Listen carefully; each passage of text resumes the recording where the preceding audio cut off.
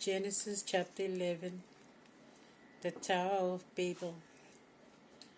The whole world had one language and a common vocabulary. As people moved eastward, they found a plain in the country of Shinar where they settled. They said to one another, "Come, let us make bricks and bake them in fire." They used brick for stone and bitumen for mortar. They also said, "Come, let us build ourselves a city and a tower with its top reaching heaven, so that we may become famous and not be scattered over the face of the earth." The Lord came down to see the city and the tower that those people were building, and the Lord said, "They are one people and they have one language. This is only the beginning of what they will do. If they carry this through, nothing they decide to do from now on will be impossible. Come, let us go down and confuse their language, so that they will no longer understand each other." So that the Lord scattered them over all the earth, and they stopped building the city. That is why it was called Babel, because the Lord confused the language of the whole earth, and from there the Lord scattered them over the whole face of the earth. The descendants of Shem. These are Shem's descendants. When Shem was 100 years old, he became the father of Arpachshad 2 years after the flood. After the birth of Arpachshad, Shem lived 500 years, and he had more sons and daughters. When Arpachshad was 35 years old, he became the father of Shelah. After the birth of Shelah, Arpachshad lived 403 years, and he had more sons and daughters. When Shelah was 30 years old, he became the father of Eber. After the birth of Eber, Shelah lived 403 years, and he had more sons and daughters. When Eber was 34 years old, he became the father of Peleg. After the birth of Peleg, Eber lived 430 years, and he had more sons and daughters. When Peleg was 30 years old, he became the father of Ru. After the birth of Ru, Peleg lived 209 years, and he had more sons and daughters. When Ru was 32 years old, he became the father of Serug. After the birth of Serug, Ru lived 207 years, and he had more sons and daughters. When Serug was 30 years old, he became the father of Nahor. After the birth of Nahor, Serug lived 200 years, and he had more sons and daughters. When Nahor was 29 years old, he became the father of Terah. After the birth of Terah, Nahor lived 119 years, and he had more sons and daughters. When Terah was 70 years old, he became the father of Abram, Nahor, and Haran. The descendants of Terah. These are the descendants of Terah. Terah became the father of Abram, Nahor, and Haran. Haran became the father of Lot. Haran died before his father Terah in his native land, Ur of the Chaldeans. Abram and Nahor both married. Abram's wife was called Sarai. Nahor's wife was called Milcah, daughter of Haran, father of Milcah and Iscah. Sarai was barren. She had no child. Terah took his son Abram, his grandson Lot, son of Haran, and his daughter-in-law Sarai, the wife of Abram, and made them leave Ur of the Chaldeans to go to the land of Canaan. But on arrival in Haran, they settled there. Terah lived 205 years. Then he died in Haran. Genesis chapter 12, the call of Abram. The Lord said to Abram, "Go out of your country, your family, and your father's house to the land I will show you. I will make you a great nation. I will bless you and make your name great, and you will be a blessing. I will bless those who bless you, and whoever curses you, I will curse, and in you all peoples of the earth will be blessed. So Abram went as the Lord had told him, and Lot went with him. Abram was 75 years old when he left Haran. Abram took Sarai his wife, his nephew Lot, all the possessions they had accumulated, and the slaves they had acquired in Haran. They set out for the land of Canaan and arrived there. Abram traveled through the country as far as Shechem to the oak of Moreh. At that time the Canaanites were living in the land. The Lord appeared to Abram and said, "To your descendants I will give this land." There he built an altar to the Lord who had appeared to him. From there he went on to the mountain east of Bethel and pitched his tent, with Bethel to the west and Ai to the east. There also he built an altar to the Lord and called on the name of the Lord. Then Abram set out in the directions of Negev.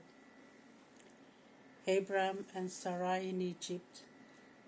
There was famine in the land, and Abram went down to Egypt to stay there for some time, for the famine was severe in the land. Just as he was about to enter Egypt, he said to Sarai his wife, "Now I know you're a beautiful woman. When the Egyptians see you, they will say, 'That is his wife.' They will then kill me, but they will let you live. Say that you are my sister, so that they will treat me well on account of you, and my life will be spared because of you." In fact, when Abraham arrived in Egypt, the Egyptians saw that the woman was very beautiful. Pharaoh's officials saw her and praised her to Pharaoh. The woman was taken into Pharaoh's house, and because of her, he dealt well with Abraham. He received sheep, cattle, donkeys, male and female slaves, she-asses, and camels. But the Lord inflicted severe plagues on Pharaoh and his household because of Sarai, Abram's wife. So Pharaoh summoned Abram and said, "What have you done to me? Why did you not tell me she was your wife? Why did you say she is my sister?" So I took her for my wife. Now here is your wife. Take her and go. And Pharaoh put men in charge of Abram, and they set on his way with his wife and all that was his.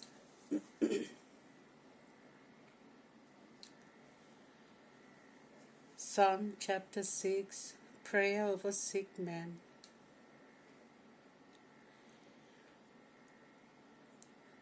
O Lord, do not rebuke me in your anger, nor punish me in your fury. Have mercy on me, O Lord, for I have no strength left. O Lord, heal me, for my bones are in torment. My soul also is greatly troubled. How long, O Lord, how long will this be? Come back to me, O Lord, save my life. Rescue me for the sake of your unfailing love. For no one remembers you in the grave, no one can give you praise in the world of the dead. I am weary with mourning. Every night I flood my bed with weeping, and I soak my couch with tears. My eyes have grown dim from troubles. They have weakened because of my faults. Away from me, you who rejoice in evil, for the Lord has heard my plaintive voice. The Lord has heard my plea. The Lord will grant all that I pray for. All my enemies shall be ashamed and frightened. They will fall back in sudden confusion.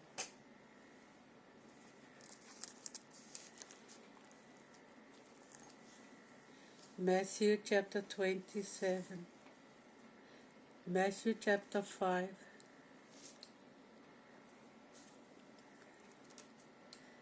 Verse 27. Teaching about adultery.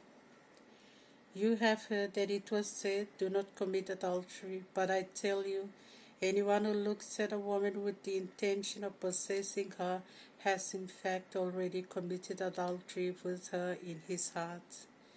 So if your right eye causes you to sin, tear it out and throw it away. It is much better for you to lose a part of your body than to have your whole body thrown into hell. If your right hand causes you to sin, cut it off and throw it away. It is better for you to lose a part of your body than to have your whole body thrown into hell. Teaching about divorce. It was also said, anyone who divorces his wife must give her a written notice of divorce. But I tell you, if a man divorces his wife for any cause other than unfaithfulness, he causes her to commit adultery, and the man who marries a divorced woman commits adultery. Teaching about oaths. You have also heard that it was said to our ancestors, do not break your oaths. An oath sworn to the Lord must be kept. But I tell you, do not take oaths. Do not swear by the heavens, for they are God's throne, nor by the earth, because it is his footstool, nor by Jerusalem, because it is the city of the great King. Do not even swear by your head, because you cannot make a single hair white or black. Say yes when you mean yes, and say no when you mean no. Anything else you say comes from the devil. Teaching about revenge. You have heard that it was said, an eye for an eye and a tooth for a tooth.